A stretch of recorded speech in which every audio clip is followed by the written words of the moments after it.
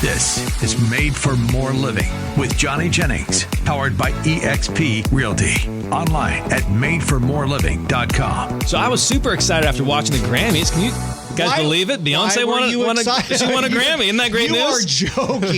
You didn't watch the Grammys. Fired up here. You're right. I Not did not. excited about it. I didn't even know they happened. But I guess Beyonce won like another Grammy. What was it for? Don't get me started. How many did she win now? 30 Oh something? She's got 33 Grammys. It was 33. Do you know how many Grammys Sinatra has? 3. Do you know how many Grammys the Rolling Stones have? 3. Do you know how many the Beatles have? I think it's like 4 or 5. You know how many Grammys Beyonce has? 33. Why Come on, something's wrong there. Well, and the worst Give me part a freaking break. The worst part about it is it wasn't even for her genre of music. No. Well, she came out with a country album. She did come up with a country album. I don't know. This ain't Texas. Right. Yeah, that's all I got. That's all I got. Wait, how did it sound? Say it again. Say it again. What did it sound like? Ain't no hold 'em. That's all I got. But I don't know one country. You like country music, right? I do. So does I don't know one. Real country. I haven't run into one person. I'm not a huge country music fan, but I haven't talked to one country music fan that agrees with that. Well, I mean, come on. The Grammys are a joke. That industry, that awards is a joke. It means nothing anymore. Here's the thing. Who even watches it? Does anybody? It's a freak show. I'll tell you that. It's a freak show for one. It's a joke. Here's the thing that we have Miley Cyrus coming on and say, I don't know who's going to win, Beyonce, but I'm going to mention your name. And then you have... Really? She literally said that. Man. I think they pass out crack backstage. I think that's what they do. Probably. I think it's a drug festival backstage, and they come out, and you've got Will Smith's family. His son is wearing some kind of house on his head. Yeah. His daughter's dressing up in underwear. Get your family's house in order, dude. It's on my son's head. It's on his head. But just, I got to go look that up. So here's the thing about those award shows or anything really. Like it's all, what's that quote? I credit it with a guy by the name of Brian Gruder, but I think maybe Mark Twain or somebody like that said it. Credit. Anytime you have some type of interesting smart quote, just credit Mark Twain. You'll sound smart. Mark Twain once said, don't believe everything you read on the internet. Exactly. But the quote is, believe none of what you hear and only half of what you see. And so when it comes to these award shows, like I don't believe, really any of it. And what don't you believe? That they genuinely won that award. When it comes to the Grammys, when it comes to the Emmys, it's a political thing. Totally, it is a marketing platform for those artists and for those labels. So when you look at it through those, honestly, I don't trust a whole lot of sports. The Super Bowl's coming up. Like you think the Super Bowl's rigged? You think the refs are in on it and they want the Chiefs to win? I think whoever is going to help make the NFL and all the franchises more money ends up winning. I think you're right. Whenever money's involved, there's going to be corruption. There's corruption, and when you can consolidate, that's harder to pull off. Well, here's the thing. That's a little harder to pull off. So They're bad calls. You have the Kansas City Chiefs though, and Travis Kelce is now dating Taylor Swift, which has increased ratings. That's going to increase viewership. Sure. So that's what you would think would be the rigged part of it. I don't know. That's tough though. You have a lot of people watching the play. With the awards, you don't know what goes on behind the scenes. You don't know how they've been messing with the votes or how they decide who the winners are. That can easily be done behind the scenes. With sports, it's right there in front for everybody to see. You can disagree with certain calls, but there are oftentimes many calls. Like there was a call when Brady was playing I like Brady, but that was a bad call. I know, and he ended up winning the Super Bowl because of it. The Chiefs are in the Super Bowl because of a bad call this year. And so anyways, my point is, don't necessarily believe everything you see. Those people who are on the news, like I've gotten to know some people, like, we've been on the radio show, I've gotten to know other talent, I've gotten to see other people and meet other people who are on television shows. They are regular people. They are reading scripts. They are actors. Oh, sure. They're teleprompt readers is what I would say. They're teleprompt readers. They're not even actors. They're teleprompt readers. But they're not giving you actual information. They don't know what they're talking about, but they're in this position of power, of authority, to where you trust them, and it's just been happening for a long time. So let's take this back to the 1930s, late 1930s, early 1940s. Pearl Harbor was supposedly a surprise attack. Right, a book came out. No idea Johnny Jennings was a conspiracy theorist. No. A book came out. A book came out by a guy who was in Pearl Harbor. It came out in the '80s. It's been out for a long time. But I gave it to my dad, and he's reading it, and I'm like, I'm not interested. I really don't. It's too much. It's like 800 pages long. This is a huge tome. And he's like, Johnny, like you've always heard that the aircraft carriers were out at sea. Like luckily they were out at sea. They knew. The government knew that Japan was planning the attack. They wanted to get sucked into the war. So that way, Americans would then want to be a part of World War II because they didn't. Prior to that, they did not want to be a part of World War II, and so this has been happening. Who's this for, guy? For who's decades. Who's this author? Of this book? I'll get you the How info. do you know he's legit? How do you know he's just not coming up with this stuff to write a book? It's super well documented. Well, it sounds like he was at Pearl Harbor. Yeah, it's super well documented. And as you know, what's Elon Musk say? The difference between a conspiracy theorist and a conservative is the difference between those two is 6 months. They're a conspiracy theorists at first, and then all of a sudden 6 months comes out, and it's like, okay, yeah, there's some truth here. Yeah. And so what does this have to do with real estate?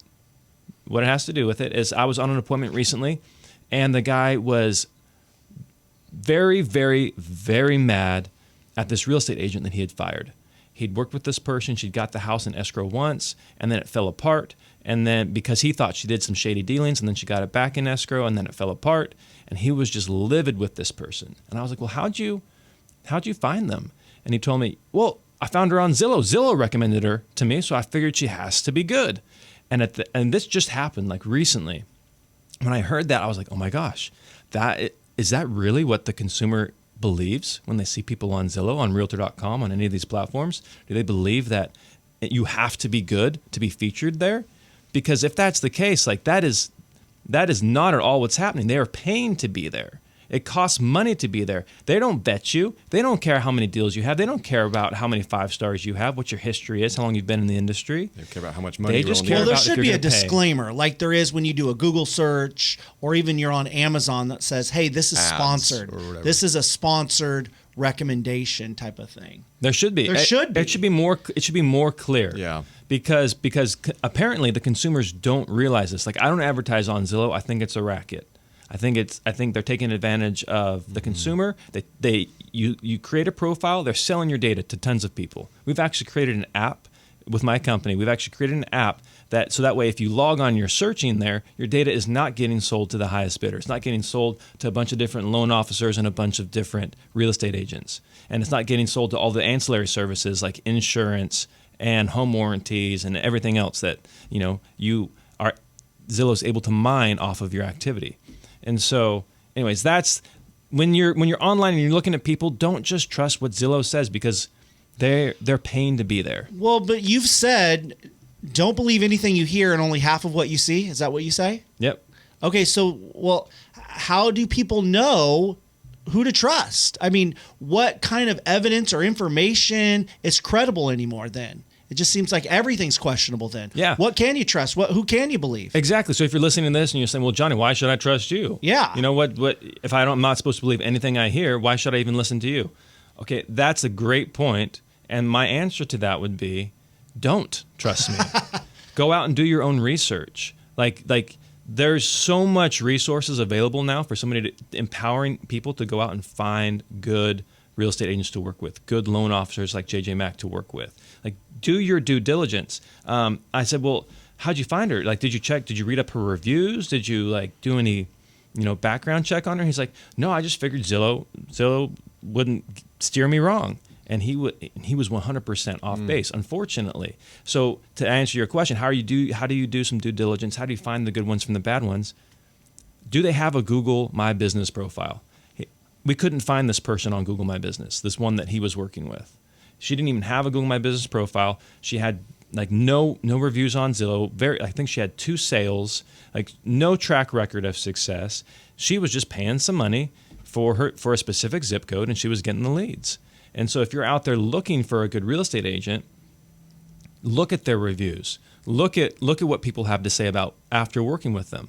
Oftentimes I'll hop on, before I go to a restaurant, I'll hop on and read the reviews. And I'll look at the worst reviews first. How many of those are there? How long ago were they there? And does it sound like somebody's just complaining, or is this like a real problem? And then move forward from there. And then you can ask them questions like, how long have you been doing this? How many houses have you sold? What's your marketing plan? We have a 195-point marketing plan that we take our clients through, step by step by step by step. Is the person that you're interviewing to sell your house, do they have that? And so that's just do a little bit of due diligence. Don't believe what I'm saying. Do your own research, so that way you're empowered to find the best person for you. That makes sense? Yeah, I think people appreciate that too. I think people appreciate when someone says, hey, don't take my word for it. Do your homework, critique me. Find the information that you need, go out there, find reviews, do your homework. And if I'm not, if you don't find that I'm the right person, then that's fine. But be open to that. Yep. And so what we'll actually, so agents, if you're listening, like this is a tip for you, is what I will do in the living room is I'll say, great, who else are you interviewing? And they'll tell me the person's name. I'll say, okay, great. Let's look at their Google profile. If they are going to market your home to the best of their abilities, let's see how good they are at promoting themselves, because they're going to promote themselves before they promote you. Okay, well, shoot, I can't even find them on Google. Oh, they have 23. They have a 5-star rating or a 4.9 star review rating, but they only have 23 reviews. Okay, well, look at mine. I have over 1,000 reviews. Well, and the cool thing about reviews too is most people will leave a review if they don't like something. It's much easier to say, man, that was a terrible experience. You should never use this person. Yeah, I don't write very many positive reviews. But for someone like the Made for More team and Johnny Jennings, if you go on his Google page, he's made such an impression on his clients that they're leaving him like 5-star reviews. Thank you. Yeah. And so that's important. And you can hop on homes.com, look up sales, look up that agent's sales history. You can hop on Zillow.com and look up that agent's sales history. And it's like, okay, they've sold, 5 houses in the last 12 months. I sold, a lot of houses, way more than 5 in the last 12 months. So because oftentimes they think that we're all the same. Like if you're listening to this and you're a buyer or a seller, you're thinking, hey, all real estate agents are the same. It's just I prefer to use my sister because she's my sister. We just sold the person's house in Lincoln. They're going through a rough patch, and they used the sister, but they want to give the sister a shot. Sister didn't get the house sold. They end up calling Valerie and I. We end up going out there.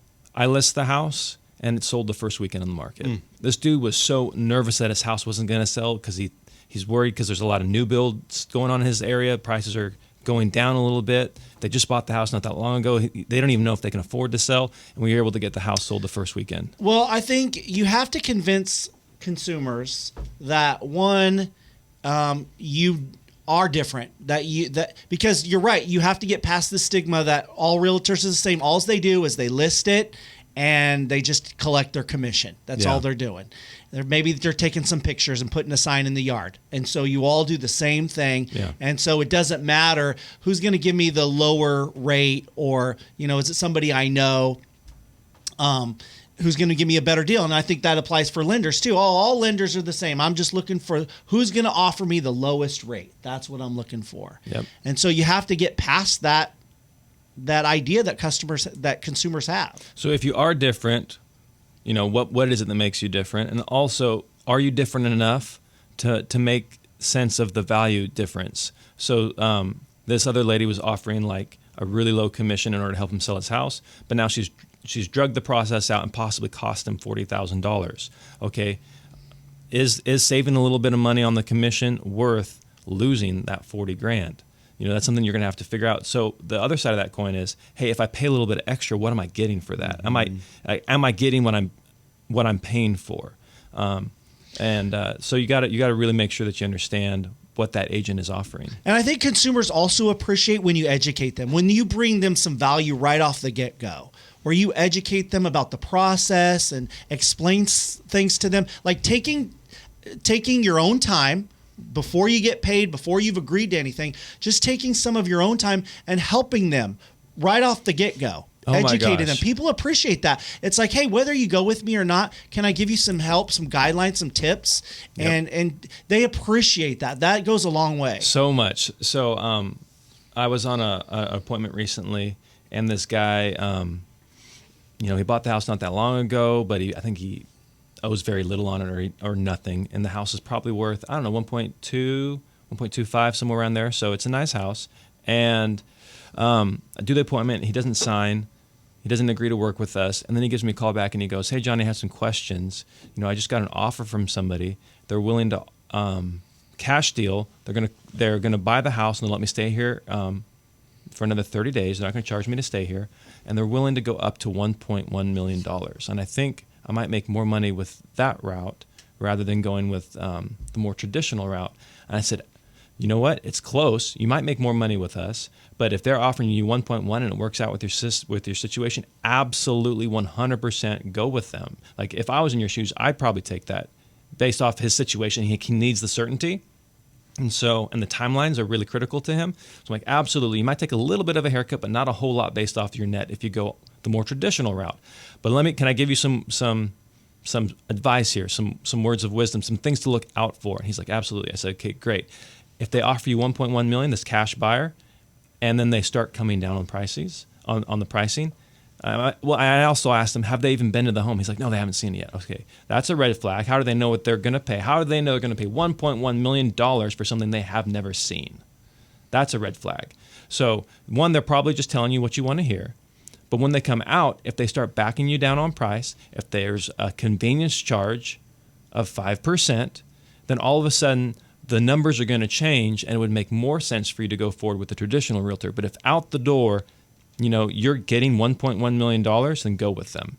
But what oftentimes these cash and buyers will do is they'll come in high, they'll tell you what you want to hear, right. And then in the fine print at the very end, it's like, oh, by the way, there's a 5% convenience charge. Oh, by the way. Just like in the lending field, right? Exactly. Tell you what you want to hear, and then when it's time to sign, everything has changed. Yeah. So anyways, if you're... Right? At least in some aspects. Right.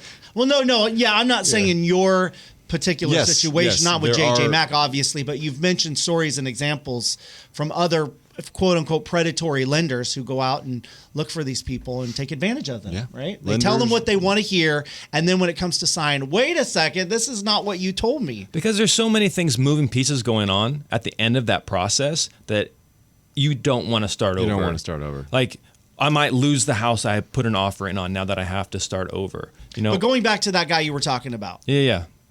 So anyways, what ended up happening? So that was really recent. That was Friday. Today's Wednesday, and so we're still talking. We're still figuring out a way forward. He hasn't agreed to make a decision one way or the other. But that's the type of person that you would want to have in your. Yeah. If it was my dad, because this dude's older. If it was my dad, I'd want him meeting with a realtor that's going to treat him like that. Yeah. And tell him, hey, absolutely go with that other option. But if they try to retrade on you, these are some red flags to look out for. Yeah. And they're looking for people that are there to serve and help them, not just out for them. Correct. And you have to show that. Yeah. And in the long run, you win. JJ, you mentioned that there was a. We're running out of time, so real quick, go ahead.